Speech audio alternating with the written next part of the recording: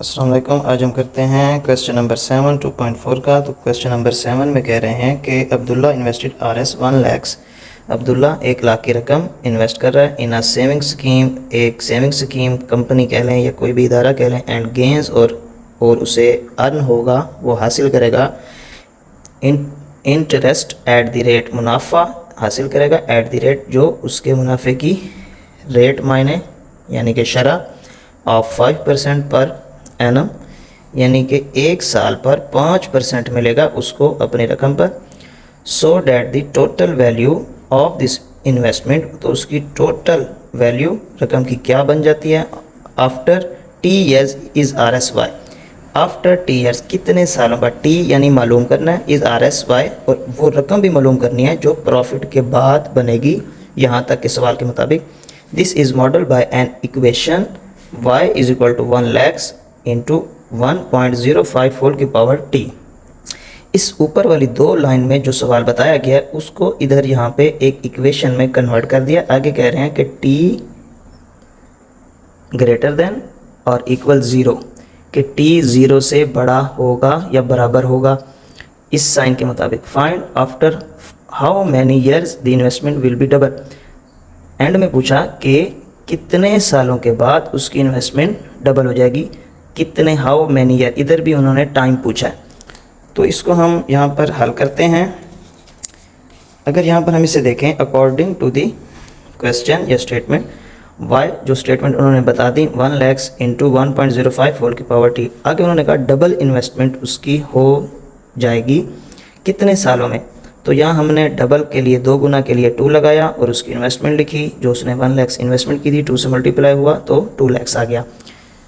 Years T हमने find करने हैं। अब हम इसको सॉल्व करने लगे हैं। तो जो सवाल में इक्वेशन दी थी वो लिख दी, और जो उन्होंने बताया था कि उसकी इन्वेस्टमेंट डबल हो जाएगी 2 lakhs हमने लिख दिया, यहाँ पे वही इक्वेशन रहने दी और इसके इक्वल कर दिया कि यही इन्वेस्टमेंट उसकी डबल हो जाएगी। हाउ मैनी टाइम्स, कितने टाइम्स में। तो यहाँ पे चूँकि 1 lakhs इसके साथ मल्टीप्लाई हो रहा था, इज इक्वल टू के इस तरफ आके डिवाइड हो गया। यहाँ पे 5 0 से 5 0 कट हो गए, 1 का टेबल 2 तक पढ़ेंगे, 2 आएगा तो यहाँ पर 2 बाकी बचा। यहाँ 1.05 होल की पावर t है, ये वैसे उतार लिया। अब ये 2 तो है नहीं कि हम यहाँ पे स्क्वायर रूट लेके इसको t को कैंसिल कर देंगे। तो इस t को फाइंड करने के लिए हमने taking log on both side लिखा, क्योंकि उसके अंदर पावर लॉ का इस्तेमाल करते हुए हम t को फाइंड कर सकते हैं। तो इधर भी हमने लॉग ले लिया 2 जो बचा था हमारे पास, और इधर भी हमने लॉग ले लिया 1.05 होल की पावर t के साथ। अब पावर लॉ का इस्तेमाल करते हुए t को हम पहले लेके आए और लॉग 2 हमने मालूम किया। तो ये हम कैसे मालूम करेंगे, ये तो एक रकम है, जब 2 है तो इसके साथ हम 1 0 लगा देंगे। तो अब हम, ये हमारे पास रकम बन जाएगी 2 0, और इसको हम 0 में देखेंगे। तो जब हमने 2 0 को 0 के कॉलम में देखा बुक में, तो हमारे पास यहाँ आंसर आता है 0.3010। चूँकि इसका पॉइंट यहाँ है राइट प्लेस पर, तो इसका यहाँ पे हमने करेक्टरिस्टिक 0 लगा दिया। अब यहाँ पर हमने लॉग लेना है, ये चूँकि पॉइंट अपने राइट प्लेस पर है, 0 आ गया। अब 1 0 यानी 10 को, पॉइंट को इग्नोर करते हुए 10 को 5 में देखा, तो ये आया हमारे पास 0 2 1 2।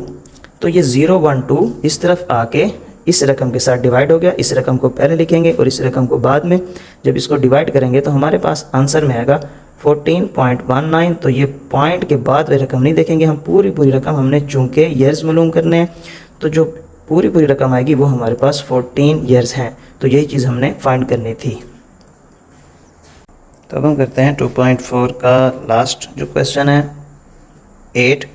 Huriya is hiking up a mountain. Huriya एक पहाड़ की बुलंदी की तरफ सफ़र कर रही है, ऊपर की तरफ। Where the temperature T decreases by 3%। जैसे जैसे वो बुलंदी पर जा रही है तो 3% टेम्परेचर डाउन हो रहा है, और अ फैक्टर ऑफ 0.97, यानी कि 3% को फैक्टर की सूरत में भी ज़ाहिर कर दिया जो 0.97 है।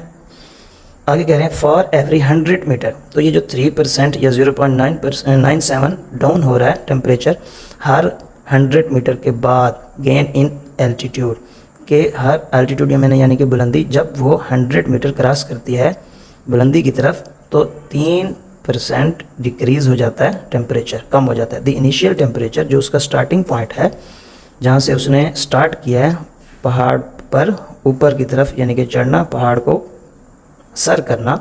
द इनिशियल यानी कि स्टार्टिंग टेम्परेचर उसका Ti से ज़ाहिर किया गया at sea level is 20 degree centigrade. जहाँ से उसने ज़मीनी सतह से यानी कि समंदरी लेवल से उस पर पहाड़ पर चढ़ना स्टार्ट किया, वहाँ पर उसका लेवल था टेम्परेचर का 20 degree centigrade. Using the formula के ये फार्मूला का इस्तेमाल करते हुए आपने टेम्परेचर मालूम करना है T is equal to Ti multiply 0.97 की पावर h/100 के हाइट मालूम करना है जो हर 100 मीटर बाद चेंज हो रही है यानी कि कम हो रही है। Calculate the temperature at an altitude height of 500 metre के उसका आप टेम्परेचर मालूम करें जब वो 500 मीटर ऊपर हो, हाइट बुलंदी पर हो। तो हम सवाल की तरफ चलते हैं। इसमें हमने जो सवाल में डाटा दिया गया वो लिख लिया कि Ti यानी कि इनिशियल टेम्परेचर 20 डिग्री सेंटीग्रेड है, एल्टीट्यूड यानी हाइट 500 मीटर पर हमने मालूम करना है टेम्परेचर, और ये है टेम्परेचर यानी कि इसको T से ज़ाहिर किया, फाइंड करना है।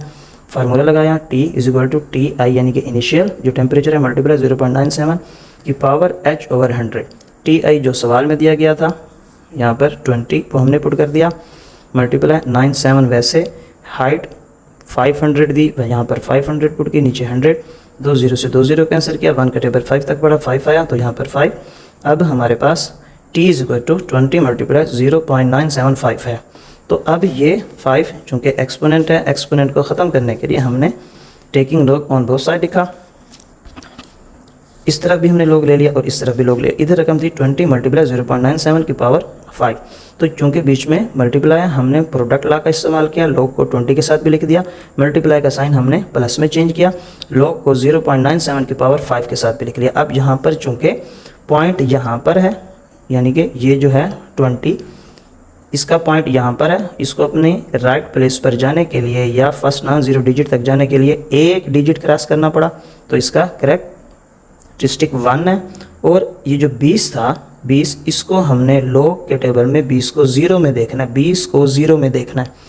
तो 20 को 0 में देखा तो पॉइंट यानी मेंटिसा इसका 3010 आया, प्लस ये जो 5 था ये पावर लॉ के मुताबिक पहले आ गया। अब इसका लॉग मालूम कर रहे हैं तो इसका लॉग पॉइंट यहाँ पर है 0.97, तो पॉइंट लेफ़्ट टू राइट जाएगा यहाँ पर फर्स्ट नॉन जीरो डिजिट के बाद। तो जब ये लेफ़्ट टू राइट जाता है तो इसका करेक्टरिस्टिक -1 आया। अब हमने 97 को 0 में देखा, 97 को अगर हम 0 के कॉलम में देखते हैं तो हमारे पास आता है 0.9868। तो पहले हम इस रकम को हल करेंगे, ये वही रकम हमने वैसे लिख ली नीचे, +5 भी वैसे लिख लिया, -1 प्लस पहले -1 लिखा फिर प्लस 0.9868 लिखा, तो हमारे पास आंसर आता है -0.0132। अब ये रकम हमने वैसे लिख ली, प्लस -5 को जब इसके साथ मल्टीप्लाई किया इस रकम के साथ, जब 5 इस रकम से मल्टीप्लाई होगा तो 0.0132 के साथ होगा, क्योंकि हमने माइनस को प्लस माइनस पहले मल्टीप्लाई साइन को साइन के साथ कर चुके हैं। अब हमने इस रकम में से इस रकम को माइनस किया तो हमारे पास log t आता है 1.235। अब log ख़त्म करने के लिए, चूँकि हमें सिर्फ t चाहिए, log ख़त्म करने के लिए taking anti log on both side, anti log लिखा, इधर log t एंटी लॉग। तो अब हम 23 पॉइंट के बाद वाली वैल्यू को 23 को 5 में देखेंगे एंटी लॉग के टेबल में, तो हमारे पास आता है 1718। पॉइंट से पहले 1 बता रहा है कि इसका करेक्टरिस्टिक 1 है, तो 1 से मुराद ये लगेगा यहाँ 2 डिजिट के बाद, क्यों कि इसको राइट प्लेस पर जाने के लिए एक digit right to left cross करना है यहाँ पर आने के लिए, तो इसलिए इसका जो करेक्टरिस्टिक क्या है वो 1 है, तो इसके आंसर में 0.7 के बाद लगेगा। तो ये हमारा आंसर है, यानी कि टेम्परेचर इज इक्वल टू 17.18।